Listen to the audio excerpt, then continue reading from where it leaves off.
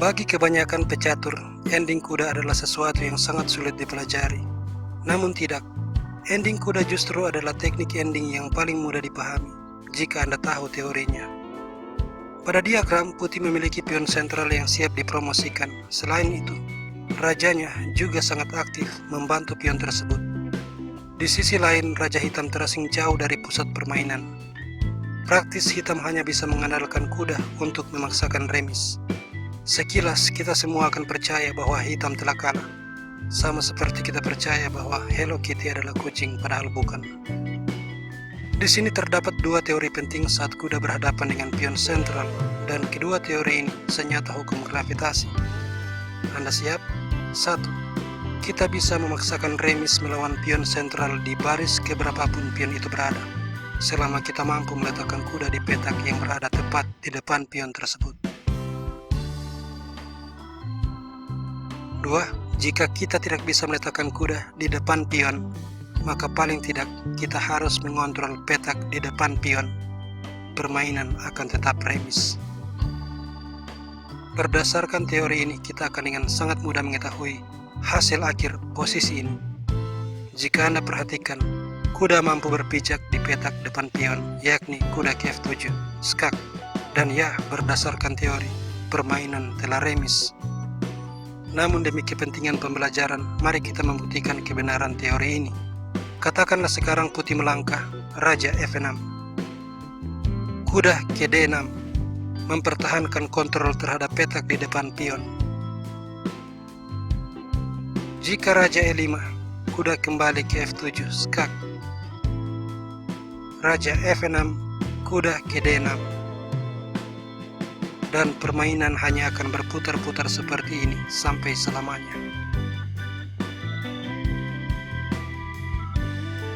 Jika raja E7, kuda ke F5, kembali meletakkan kuda di petak depan pion, dan permainan 100% akan remis. Jika raja E6,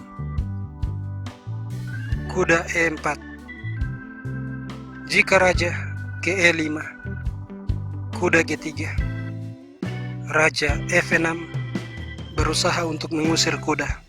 Namun ini memberikan kesempatan bagi raja hitam untuk turut terlibat. Raja B2, raja G5, raja C3, raja G4, dan kuda E4, raja F5, raja D4. Dan ya, permainan remis. Jika F5, hitam kembali memiliki kesempatan untuk mendekatkan raja. Raja B2, raja E5, kuda G5, F6, dan raja C3, raja F5, kuda F7, raja E6, kuda G5 skak. Dan bagaimanapun putih melangkah, permainan akan tetap remis.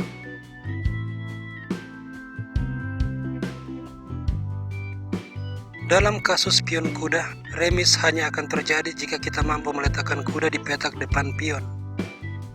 Mengontrol petak depan pion seperti dalam kasus pion sentral tidak selalu menjamin remis, dikarenakan terbatasnya manuver kuda. Perhatikan contoh berikut. Raja mengawal pion dan terlihat akan menang. Tetapi sama seperti sebelumnya, ini hanyalah ilusi. Kuda ke B8. Kuda menempati salah satu petak depan pion. Ini 100% remis. Tapi mari kita lanjutkan. Raja ke B6. Dan ini memberikan kesempatan raja untuk mendekat. Raja G2. Jika raja C7, kuda A6 skak dan remis. Jika raja A7, kembali kuda C6 skak dan remis. Raja ke B7 merupakan satu-satunya langkah, dan kuda ke D7.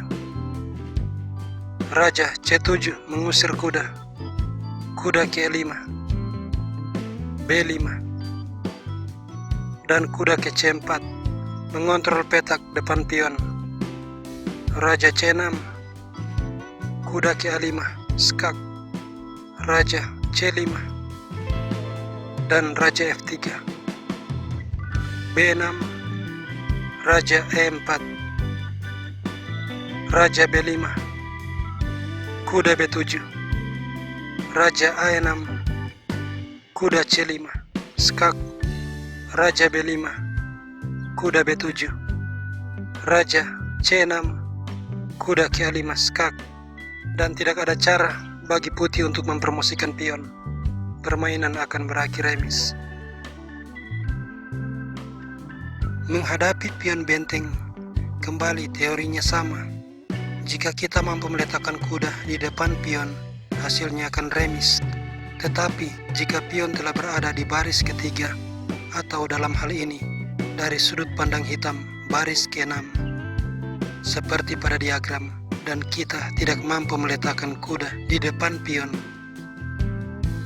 kita masih bisa memaksakan remis dengan melakukan manuver sirkuit, yakni melakukan manuver kuda di 4 petak yang ditandai pada diagram. Untuk itu kita harus mampu meletakkan kuda di salah satu dari keempat petak sirkuit tersebut. Di sini kuda ke G5 merupakan langkah yang benar. Jika Raja ke F6, maka kita akan melompat ke petak sirkuit yang lain. Kuda ke H7, skak. Dan tergantung kemana Raja Putih melangkah menyerang kuda, kita akan meletakkan kuda di salah satu dari petak sirkuit, dan permainan akan remis. Kita kembali. Langkah yang paling umum adalah Raja G6. Dan kita akan melompat ke petak sirkuit di E6.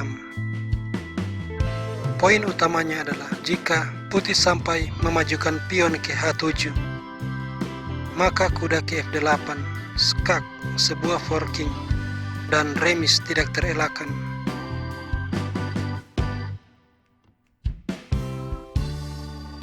Karena itu, sekali kuda kita mampu berpijak di petak sirkuit, maka remis adalah hasil akhir yang tidak akan bisa dihindari. Di sini jika putih mencoba langkah yang lain, katakanlah Raja F6 mengusir kuda, kita akan melompat ke petak sirkuit terjauh, yakni kuda F8. Dan jika Raja F7, kuda ke H7, dan begitu seterusnya, permainan akan dengan sendirinya berakhir remis.